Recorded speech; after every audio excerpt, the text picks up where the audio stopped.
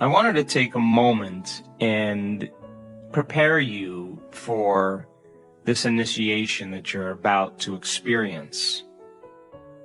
All the work that you've done over the years in creating brain coherence and heart coherence has been done in a safe environment. An environment where you can close your eyes and listen to music that fills the space around you. You can disconnect from the people in your life, things you own, the places you go. You can forget that you have a body and fall into the sweet spot of the generous present moment. And our students have become very skilled based on all the scans we've done in this ability.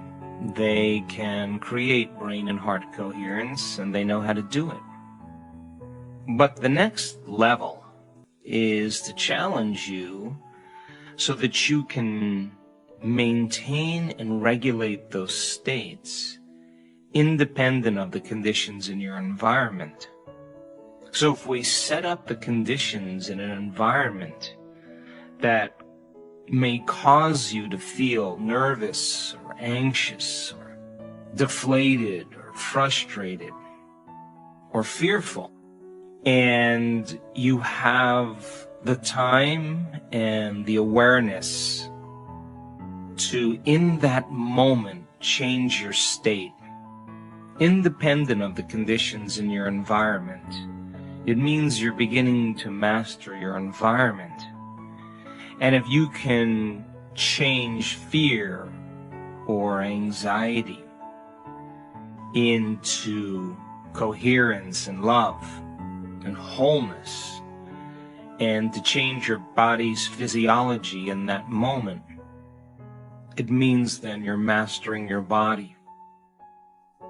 And instead of getting nervous and thinking about, as the program turns on, what you're going to do in the next moment and the next moment after that, which then feeds the fear even more, that you can fall into the present moment and stay conscious and stay aware.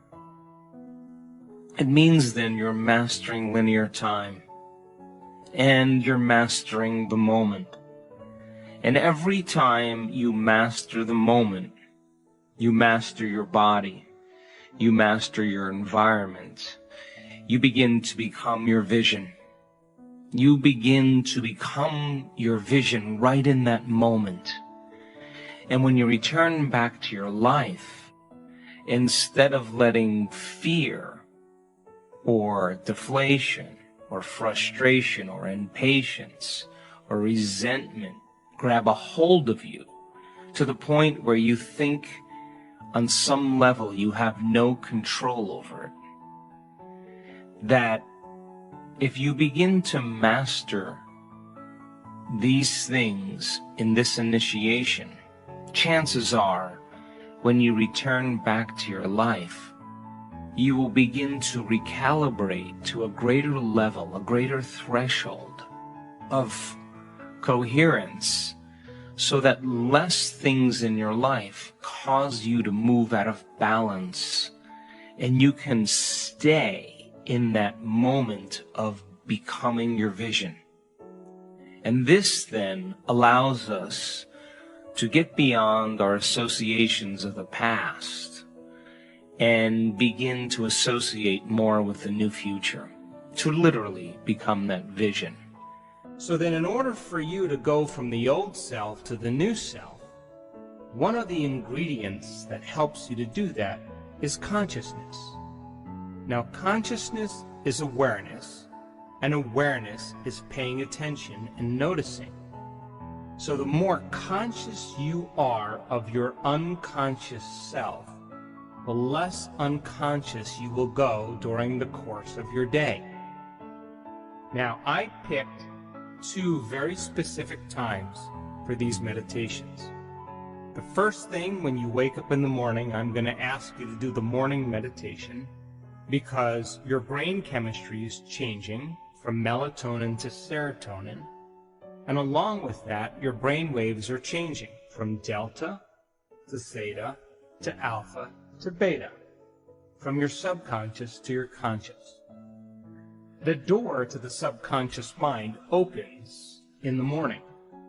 So if you begin to think about a new reality for yourself, you begin to think about a new experience that you would like to have, if you begin to contemplate a new way of being, and you begin to take some time out of your busy life and think about some future experience that awaits you, the mere process of thinking and contemplation is the building process neurologically in your brain. And so we are going to ask you to think about a future reality that you may want to experience. Some change in yourself that you would like to embrace. Some type of event that awaits you in the quantum field. As you begin to think about and speculate a new future event, the frontal lobe turns on. That's the crowning achievement of the human being. It's the creative center. And as you begin to ask the what-if questions, the speculative questions, what would it be like? How would it be? What future awaits me? What do I want? As you ask those frontal lobe questions, because the frontal lobe is connected to all other parts of the brain, like a great symphony leader, it begins to look out over the entire landscape of the brain, and it begins to select different networks of neurons that are connected to the things you've learned intellectually and the things that you've experienced as an event in your life.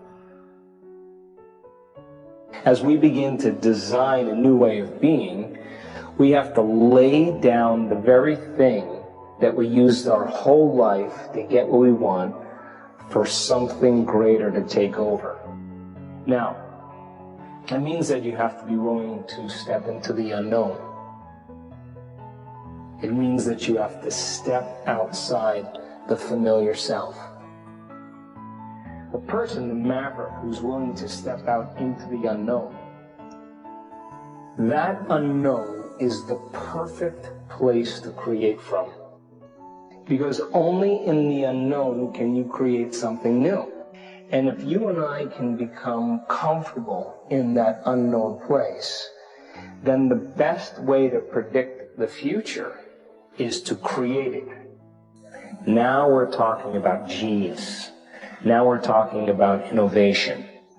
Teach your body emotionally what that future feels like before it happens. Now why? Well, the stronger the emotion you feel from the future you're creating, the more you're going to pay attention to the pictures in your mind. And you're going to begin to remember your future. And biologically, it's the same as remembering your past. So then you have to stay in the feeling of that future in order for you to be aligned to that destiny.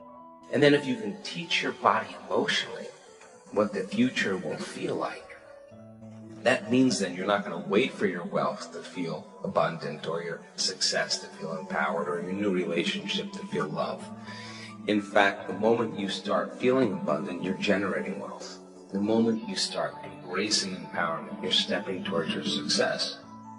If you get up from a creative process and you feel grateful, you feel a love for life, you feel a joy for existence, you feel a passion for the moment, you will not be looking for your future because you'll feel like it's already happened.